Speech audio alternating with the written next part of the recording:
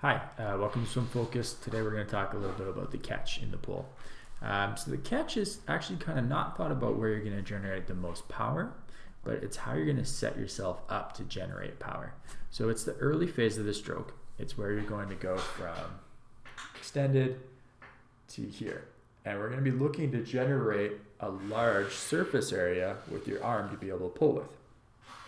So what we see in triathletes a lot, or what we see in everyday swimming, is that we're having a slip or something's going to be missing that pull. Whether it can be when we come through here, we bend our wrist and we pull like this, right? So that elbow wants to go down first.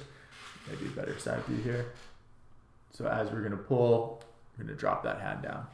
And here's an example in the pool. So this is going to be a pretty non-effective catch. So let's take a look here.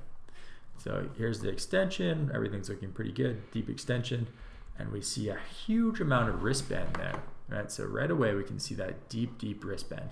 Now, when we have that wrist bend, what's gonna happen is that we're gonna set ourselves up to start pulling right away, but we're missing that forearm surface area. So now all we have is our palm. The other thing that happens is not gonna allow us to activate the lats nearly as much.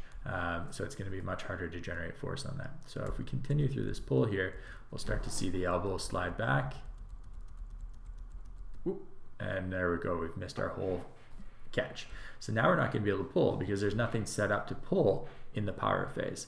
So think of the catch in terms of how you're going to set yourself up. And we'll just take a look at a better one here now. Okay, so here we have a little bit improved catch. So now we're in our extension phase. Now remember, our goal is to gather as much water as we can before we pull back. There's no anything really scientific about it. Our whole hope is to grab water to be able to pull it back. That's the catch. So let's keep that in mind while we're watching. Let's not overly complicate it. So we're going to start with a press down, and then we're going to bend from the elbow. And there's our catch position there. So now if we start to look here, we can really see how much water we're going to be able to pull back, because now we're able to generate this kind of propulsion on the water with a deep hand. If we have a slip, then our propulsive area is going to be much smaller, right? Our propulsion area is going to be maybe here. And we're still not going to be able to generate nearly as much force because we're not going to be able to activate the large muscle groups that we want to. If we want to get into the catch a little bit more detail, we can kind of go a straight arm pull. We can talk about a high elbow catch, and we can talk about a deep water catch, right? So for me, high elbow doesn't mean high elbow close to the surface. So this is an okay catch here, but we can see that the elbow is nowhere near the surface. Right? It's quite deep in the water, but the elbow is still high. So how I define high elbow is if we're looking at the elbow in relation to the hand.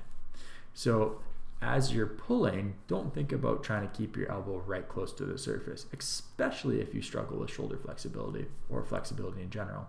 What you want to be thinking about is, how do I generate a large surface area to pull with, right? So I need something vertical between my forearm, my bicep, and my palm to be able to generate power backwards. That's the goal. We don't have to worry about keeping my elbow right to the surface. The argument lies there is if we start to think about how much drag force we're going to create with a deeper pull, right? Now, if you're swimming 2 minutes per 100, 230 per 100, or even 130, that argument's pretty much moot. At that speed, the forces that we're going to generate with drag force aren't going to be as critical as when we're talking about someone who's going 50 seconds on 100 freestyle. That's where those arguments get. And I believe it gets confused when we're teaching triathletes or we're teaching beginner swimmers or adult beginner swimmers, is that we're not trying to teach the fundamentals. Gather as much water as you can and pull it back. That's the whole goal. If we need to keep an elbow right close to the surface because we want to reduce drag, now that's when we're really starting to dial things down in a distance swimmer who's going well, like a minute per 100 or something like that. That kind of speed. When we're learning how to break, a minute, an hour 30 in an Ironman swim, we're looking at just generating propulsion. So that's what we're looking for. If you have any questions about pull and specifically the catch, drop me a line at mike@swimfocus.com. I'd be happy to chat with you. Hope to see you online. Thanks.